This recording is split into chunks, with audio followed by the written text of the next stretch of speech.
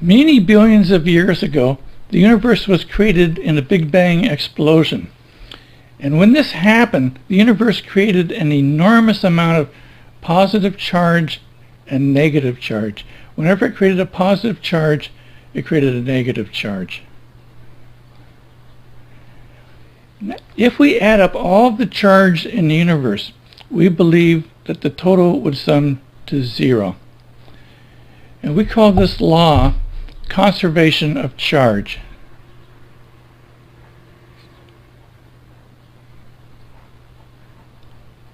Conservation of charge. I'll use Q, which is the electronic symbol to denote charge.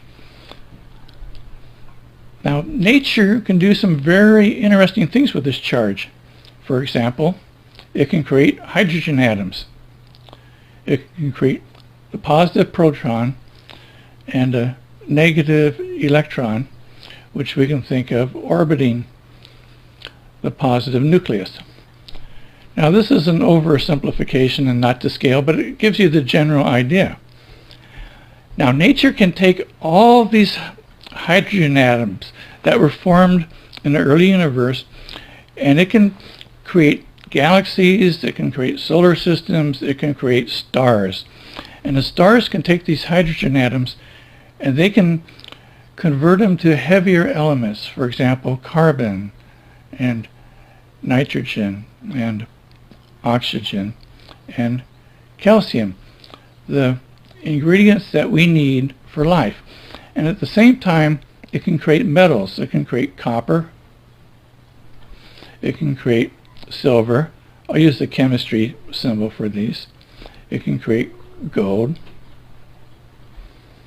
In essence, it can create the metals that we use in electronics to move charge around. So the early charge in the universe creates everything in existence is dependent upon this early charge creation. Let me erase this. Humans have been able to take this charge that was created in the early universe and do some pretty amazing things. For example, they have been able to take the charge and create computers, televisions, radio, microwave ovens. Let's analyze charge and see how it works and some of the things that we can do with it. For example, we know that nature creates positive charge and at the same time negative charge that balances each other out to be 0 total charge. Now, we know that opposite charges attract. You've heard the phrase that opposites attract. Well, that's true for charge. If you have a positive charge and a negative charge, they will attract each other with a force F. Now, if we have similar charge, for example, if we have 2 positive charges, they will repel each other. If we have 2 negative charges, they will repel each other. And we can calculate this force between the charges. It's called Coulomb's law.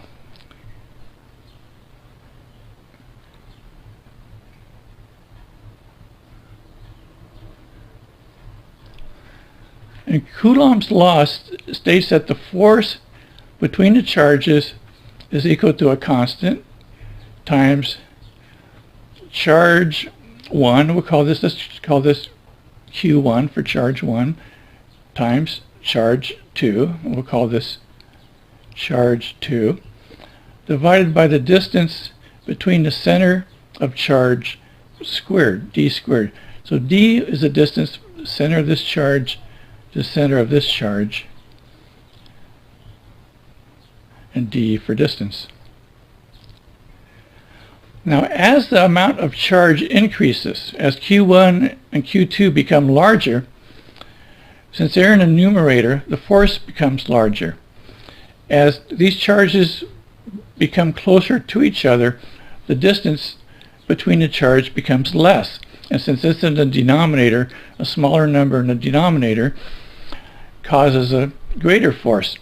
So as the charges separate, the force becomes smaller. But as the charges come together, the force becomes much, much larger. Let's consider an analogy. Let's say that we have a mass and we have a coil spring that attaches to another mass. Now let's say that we separate the masses apart. We just pull them apart and we stretch this spring. And when you do that, we put energy, I'll call it energy E, into the spring.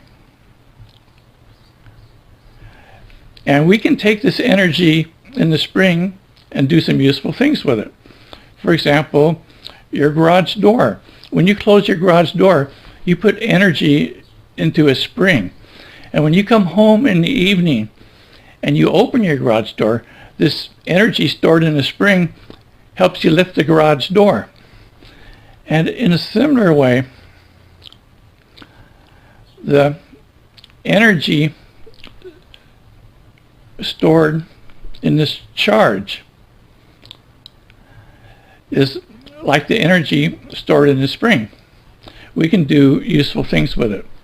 Let's take a closer look at that.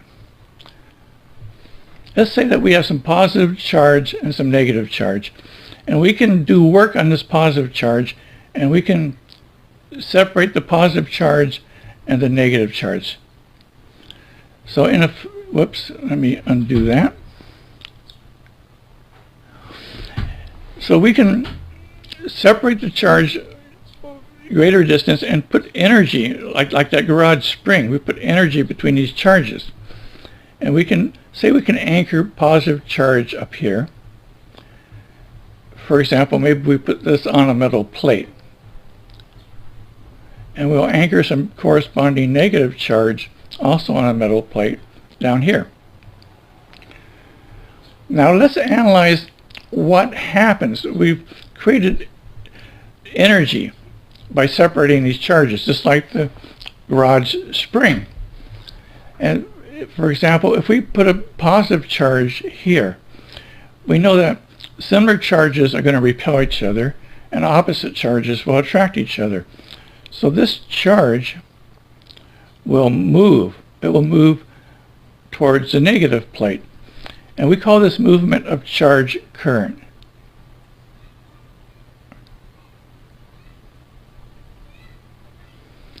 And in electronics, we denote current by the letter I.